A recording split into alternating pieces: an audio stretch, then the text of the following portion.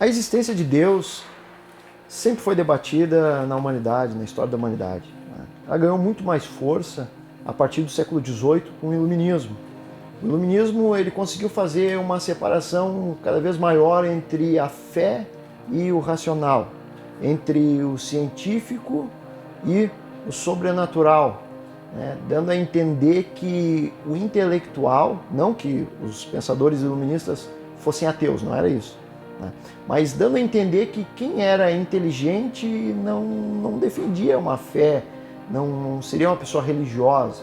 Ele conseguiu fazer essa separação e isso adentrou dentro das universidades. Nós vemos nas universidades hoje que quem tem fé, quem crê, quem é um crente em Deus, quem tem uma vida com fé, com crença, no sobrenatural, ele é tido por muitos como alguém inepto, alguém com alguma limitação, sem muita bagagem intelectual de conhecimento, né? Porém, na realidade, quando a gente observa de fato a realidade, nós vemos que muitas dessas pessoas que eram crentes, que com fé em Deus e que têm fé em Deus, são cientistas de alto nível. O prêmio Nobel, 70% dos cientistas que ganharam o prêmio Nobel eram cristãos, né? Alguns estão vivos até hoje, são cristãos, quase 20% são judeus, tem mais alguns cientistas com outras crenças, ali sobra um valor ínfimo para os verdadeiramente ateus, né? Ou agnósticos, aqueles que não creem em Deus, não têm a fé num Deus.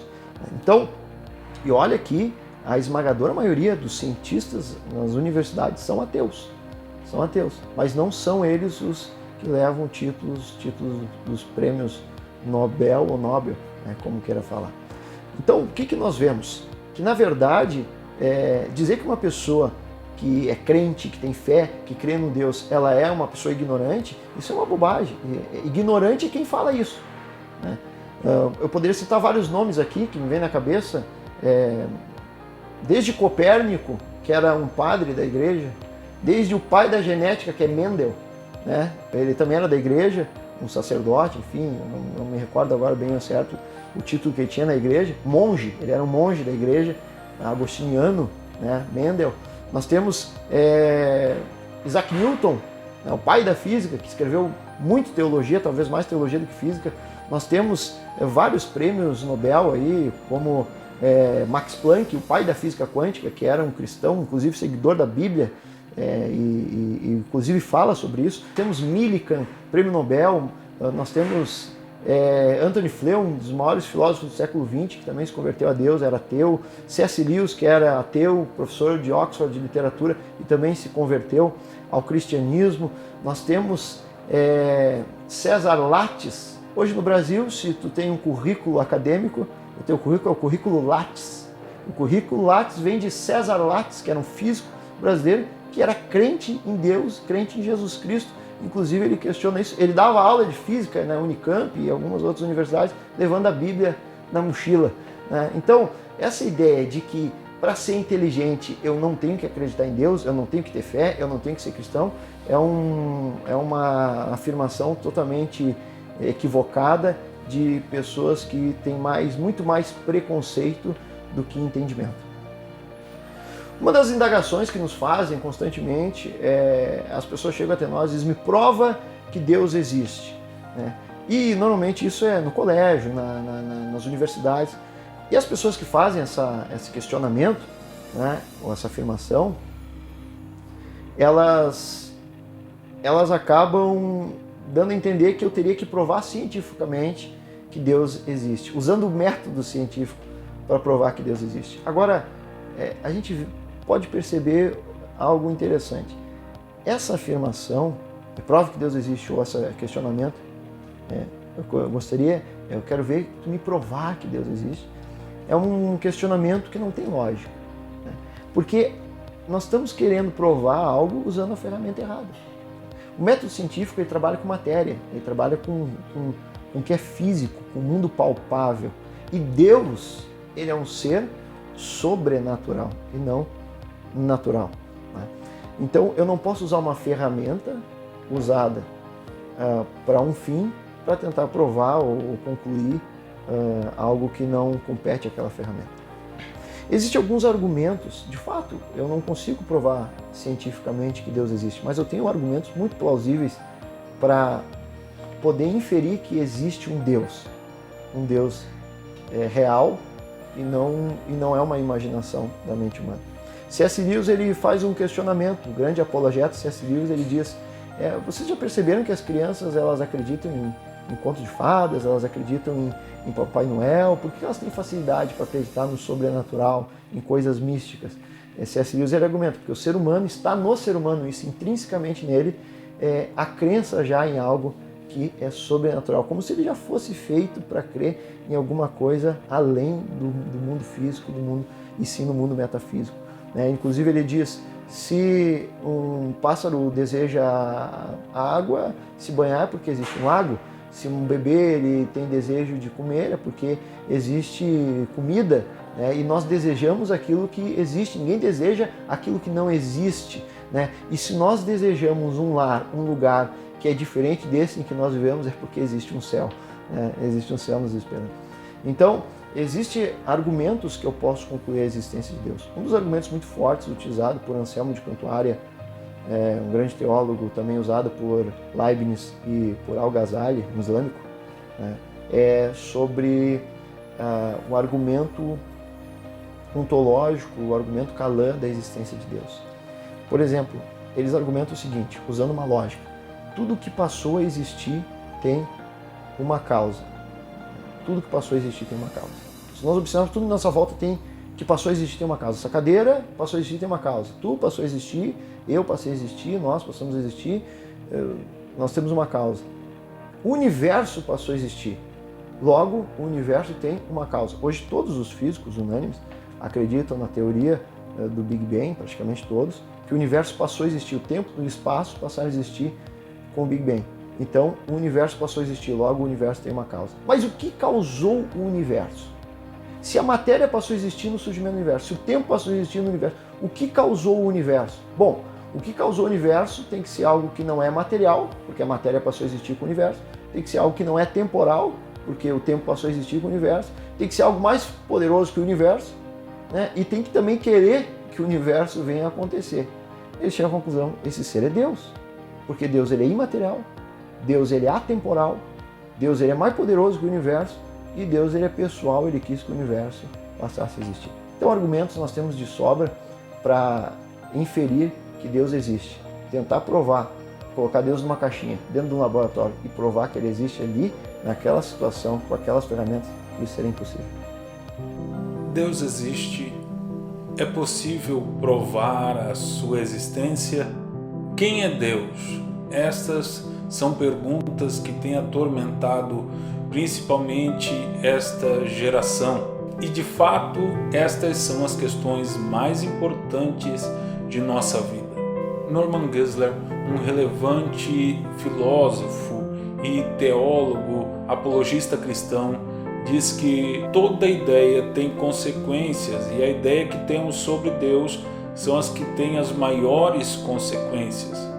Nesta mesma linha nós vemos o pastor Tozer, um importante pregador do século XX, afirmando o seguinte: o que nos vem à mente quando pensamos em Deus é a coisa mais importante a respeito de nós mesmos. Sabemos que no meio acadêmico há um grande esforço para desmerecer a existência de Deus, mas nem mesmo os mais ousados cientistas podem esquecer-se de que para tudo há uma causa, nada vem do nada.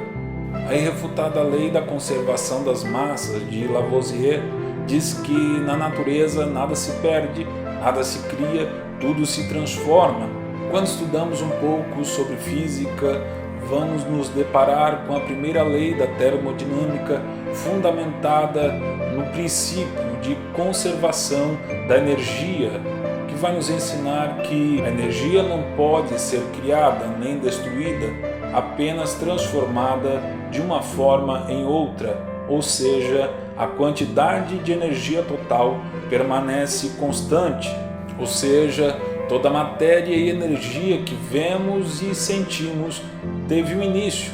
É impossível crermos que toda esta magnífica natureza surgiu do nada.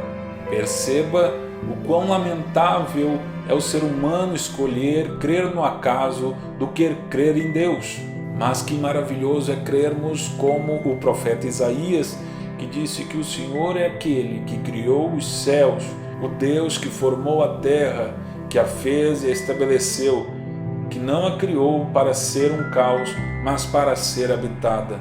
É importante que não venhamos a demonizar a ciência, até mesmo porque, nas palavras do pastor Tozer, a ciência observa a maneira como o poder de Deus opera, descobre um padrão em algum lugar e o fixa como lei. A uniformidade das atividades de Deus em sua criação permite ao cientista prever o curso dos fenômenos naturais. A confiabilidade do comportamento de Deus em seu mundo é o alicerce de todas as verdades científicas. É nela que o cientista deposita a sua fé e se apoia para alcançar coisas úteis e grandiosas em áreas como navegação, química, agricultura e ciência médica. Ao olharmos os estudos que temos sobre o nosso universo, vamos nos deparar com cálculos sobre o tamanho de nosso universo, algo como 93 bilhões de anos-luz. Você tem ideia do que é isso? Vamos lá, eu vou tentar simplificar para você. Se fosse possível voarmos à velocidade da luz, em apenas um segundo, conseguiríamos dar 7 voltas e meia no planeta Terra. Rápido, não? Mas ainda que tivéssemos uma nave com tanta velocidade para atravessar o universo de um lado ao outro, nós demoraríamos 93 bilhões de anos. Tente agora imaginar o quão grandioso é o universo observável. E eu creio que este vasto universo não surgiu do nada. Eu creio como o salmista que diz: os céus por sua palavra se fizeram, e pelo sopro de sua boca o exército deles. Pois ele falou e tudo se fez, ele ordenou e tudo passou a existir. E o mesmo Deus está tão próximo de nós quanto da estrela mais longínqua do universo. O que é o homem então para tentar provar a existência ou inexistência de Deus? Como o homem poderia colocar então Deus no laboratório? É impossível, ou mesmo como diria o sábio Salomão, os céus, mesmo os mais longínquos, não podem circunscrever-te. Nem mesmo deveríamos dizer que Deus está em todo lugar, pois o mais correto seria dizermos que todo lugar está em Deus.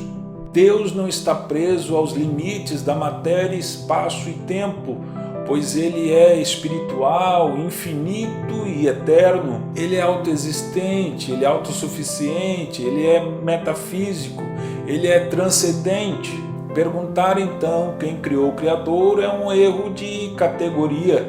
Seria como perguntarmos quem é a esposa daquele solteiro. A matéria sim precisa de uma causa, mas Deus não, pois Ele é eterno. E por último, eu peço que você tente pensar um pouco na magnífica natureza que está ao seu redor. Tente pensar agora no comportamento das pequenas formigas ou até mesmo na grande inteligência do homem capaz de criar maravilhosas engenharias, belas músicas, artes, enfim. Pense agora e perceba o quanto tudo está maravilhosamente perfeito. Para tentar exemplificar um pouco da improbabilidade de este magnífico universo ter surgido do acaso, o importante teólogo William Craig vai nos dar um bom exemplo. Ele fala que seria como estarmos diante de uma piscina com zilhões de bolas pretas e ali termos o desafio de encontrar por 3 vezes consecutivas uma única bola branca, mas estarmos com os olhos vendados. Você, diante deste desafio, diria que é impossível. Assim também o é impossível ter este universo surgido do acaso.